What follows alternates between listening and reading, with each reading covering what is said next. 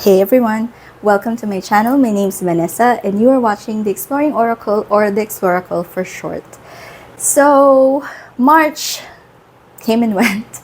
March has been really crazy. I mean, the first quarter has really been crazy for me.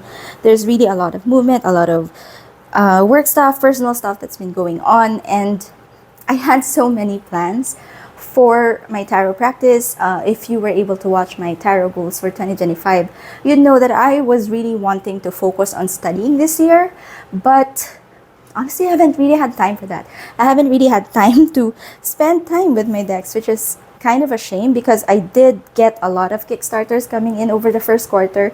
I've shown you some of those already, but this one is, I think, the most outside of my comfort zone that I've been, or at least outside. It's a deck that I got. It's decks that I got that are outside of my comfort zone. If you're familiar with this deck, then it would be a surprise to you, especially if you've been watching my channel long. This is by Tiera May. So this is a Kickstarter, and this was a Kickstarter for her new deck, the Cave of Sybil. And in one of the tiers, you could get the Ritual Tarot together with it. Now, the reason why this is outside of my comfort zone is that, one, I don't like collage decks. I've said that multiple times on my channel. I don't know, but there's something about these two decks that just that drew me in. Secondly, the Cave of Sybil is a chthonic oracle, so it is dark, and I do have some dark decks, but I don't really think that I work with dark. Let's just say that I don't really feel comfortable working with dark energy, chthonic energy that much, and I don't know, something just really drew me to it. So let's move this to the side. So you have here, I got these two decks. So this is the Cave of Sybil and the Ritual Tarot. So this has been out for a while, and I believe this is the marked edition. Now I'll be filming a separate video for the Ritual Tarot, so stay tuned for that. But we will be focusing on the Cave of Sybil for today. So first, you do have this note from Tiera May, the creator. It says, "This oracle, like all Sibylline oracles, is inherently female, a work born from the chthonic womb. She is the same Dark Mother who brought each of us into this world and will lovingly dispatch us to the underworld when our time here is up. She is the blood ride of the Black Moon and the sabbatic dance on the burial mound. To commune with the sacred dark means beginning at the source, and the source is woman. This is the earth, seek her in the earth. The Cave of Sybil is an occult divination deck insofar as the answers to the riddles in the dark are left hidden. May you meet your own darkness and make it shine. My deepest thanks to you for supporting me in the magical and heretical endeavor."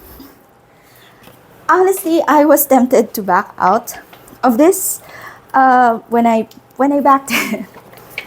But I felt I was getting such a good value when I got the two decks together. It was heavily discounted than getting her decks individually, because her decks are not cheap, guys. And I'm saying that not because I'm saying that it's overpriced or anything. It's just that, especially for someone in the Philippines, this is an expensive deck to get. And I was tempted to back out of it, but I just waited. And actually, when she was shipping the rewards, initially she offered me a refund because I was using a forwarding service and she didn't really like doing that. But I don't know, it just turned out into her giving an exception to me and sending it to my forwarding address. I did assume the risks that would be associated with sending that from the US to here, forwarding that to my address here in the Philippines. But all of those things just felt like I should have this deck. I don't know if that makes sense, but here is the box. It says it's a chthonic oracle. So it works with goddesses from the underworld. 2024, Tiera May, tieramay.com.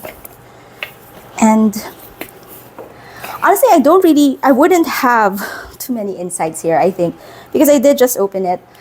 But I am feeling goosebumps. Now, I've said this for a couple of my decks, but I have over 300 decks in my collection, but there are some that I know are special because I feel I feel actual goosebumps, or I feel different when I work with them, when I look at them, when I see them. And it doesn't mean that my other decks are any less special. It just means, to me at least, that I should pay attention to the decks that make me feel this way. So, that being said, a long intro. Let's take a look at the guidebook. This is the Cave of Sybil, spellbook by Tiera May. It is written white text on a black background. Personally, it might be difficult for me to read. Maybe not that much, which I appreciate because it's been typed. But for the entries, it doesn't really say much about the cards. So I think you would really have to draw your own meanings for this particular deck. So we just have here the card and the corresponding entry. I am feeling not discomfort. It's just I'm feeling something. Anyway, let's take a look at this deck, guys. That was the guidebook. There's really not much there in the sense of explaining this deck to you or to me, which usually I look for, or something that I really want to have. But let's see, this deck and even the Ritual Tarot, I think it's really supposed to kickstart your intuition. Maybe that is something that I need to have. And yeah, so you have here, the card stock is a little bit satin finish. It is a little smaller than, let me see. For a size comparison, this is the Seasons of the Witch. It's just a little bit smaller than that. But let me also get a tarot card, a standard tarot size, so that we can compare it with that as well. So we have an idea. And it's just slightly taller but wider than a standard tarot. Okay, so these are the backs. I think the names of the cards are in the backs, so they are not reversible, but you get the names at the back and just the image in front. So I don't know. I don't Sybil, so I'm not sure how we're gonna go about this. So let's see how I'm going to do the flip through. But oh yeah, so satin snaps back really well. Not too thick, not too thin. It does feel like it will hold up, but it is very, very flexible. So I think no issues with shuffling this deck. Okay, so let me zoom in a bit. So first I'll show you the image on the card, and then I'll flip it over so we can take a look at the name. All right. So this is Sybil. Alchemy.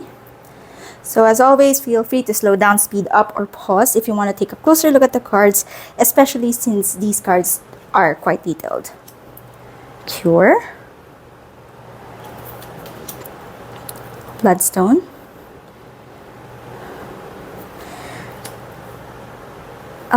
Brew. So some of the images might be triggering. Unmade. I also have a little bit of a difficulty reading this, but I think that is really the aesthetic choice or the design choice for this deck. Conjure. Masked.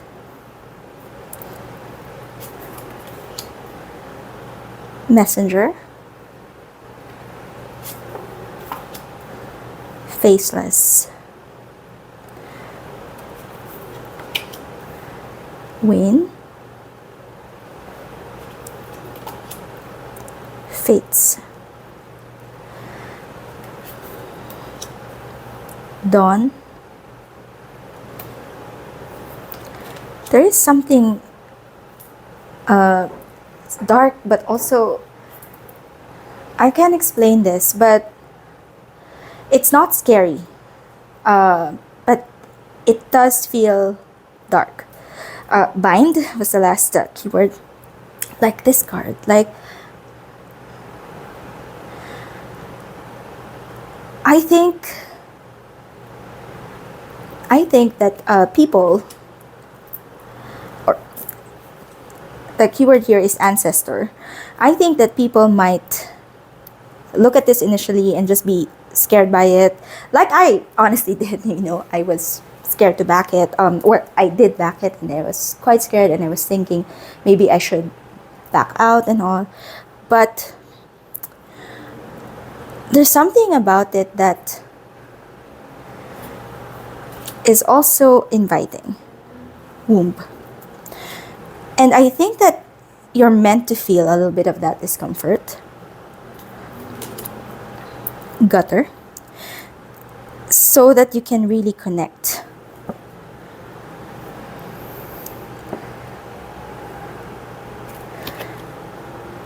Cunning. Now, I don't really know if I am that ready to work with this type of energy right now, especially since everything has been, well, not a mess. Everything's been moving. Skinwalker. But maybe, in some way, this can also ground me and give me focus. Outcast. Wow, the details. Fortune.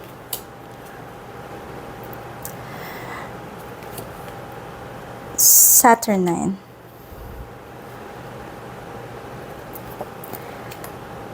Scry.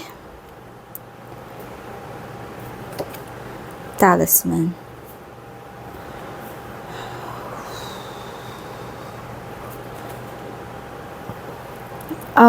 Birth. Sorry, I couldn't read. Wound.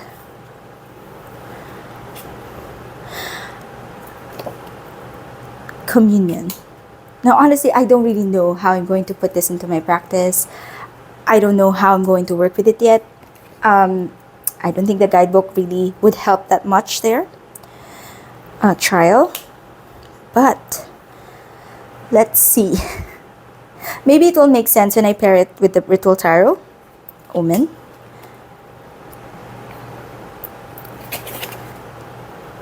Repeater. But I wanted to show you this deck in case you're interested in getting it. Conqueror. And for some, I am a beginner. I have been reading tarot, learning about tarot for 3 years. This is my hobby. I have been collecting it. I have been loving it. It has been helpful. But I'm not by any means versed or really that an expert. And definitely how I use my cards is always limited to my personal state of mind, my personal experience. So it's not going to be the same experience for others who are more experienced than me. And I'm showing this because you might be interested. I know that probably more than half of my viewers are more experienced than me, know more than me. So I'm just showing the deck so that if you're called to it, if you're interested in it, you can check it out. So, lure.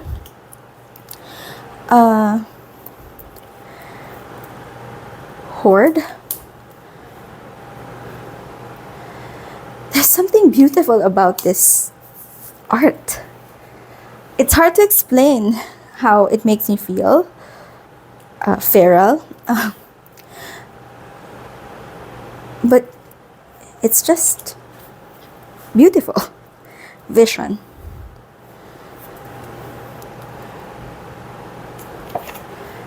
Pestilence. I really appreciate how she made this, and I'm not supposed to. Well, not that I'm not supposed to, but it's just way out of my comfort zone, so I don't really know why I'm drawn to it this much. Other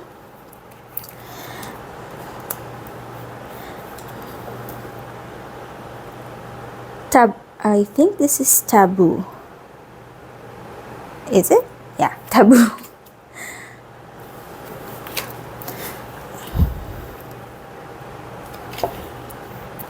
Vanity. You know, this could be a really great shadow work deck. Hex. Cord.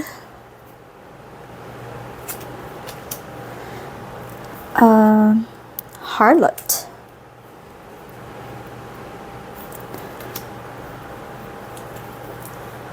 Origin.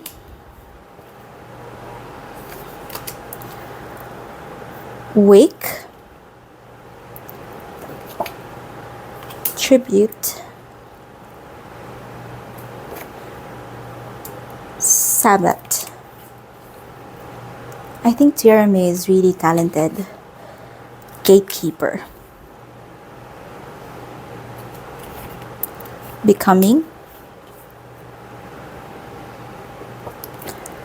Invader. Empire. Law. Ego.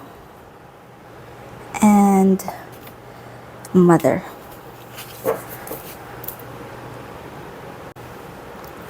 Alright, so I zoomed out. Let's give this a shuffle and then we'll read what's in the guidebook. So, it riffle shuffles well. Don't really have any issues with it. It is feeling a little bit slippery. So, just take note. Although I don't really mind slippery decks, I do prefer them to be a bit more slippery than sticky. But it can be really... it can send cards flying. Oh, I think I have some cards that... Yeah, anyway. It also overhands fine. Just pay attention. It is slippery. So as you can see, I am having a hard time holding it. This deck flew out. It's Brew. So let us take a look at what is in the guidebook. Now, I don't think it's numbered. Oh, okay, so I think we might need to find it. Oh, so that is a little bit of a bummer with this guidebook. Sorry, I'm just flipping through it. Hold on, let me pause while I look. So of course this card had to be like, I think third from the last. But anyway, this is what it says in the guidebook. I shall brew bone, blood, and sinew in the name of the wanton, in the name of the fatherless, of the mother hidden. So what's here? It's like an invocation. I don't know if you'd call it a spell. And I think for me, this is where this deck falls a little bit short. Maybe it's because I am a bit of a casual reader. Because there's so much depth and beauty in these cards. Even the keywords are really quite unique. But I think, at least for me personally, I would have preferred a guidebook that I could study or I could learn from. And maybe those phrases just don't make much sense to me at this point. That is, of course, no fault of Tiera May. It's really me as someone who is possibly not that comfortable or not familiar with working with this type of energy.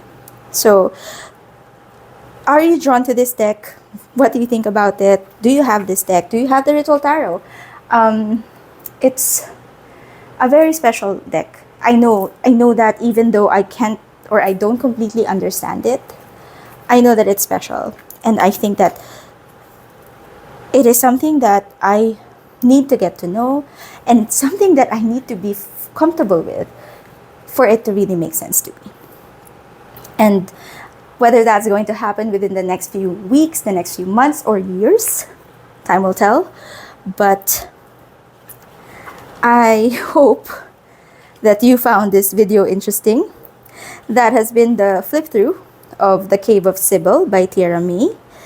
If you found this video helpful, don't forget to click on the like button and do consider subscribing to my channel. See you again next time. Bye!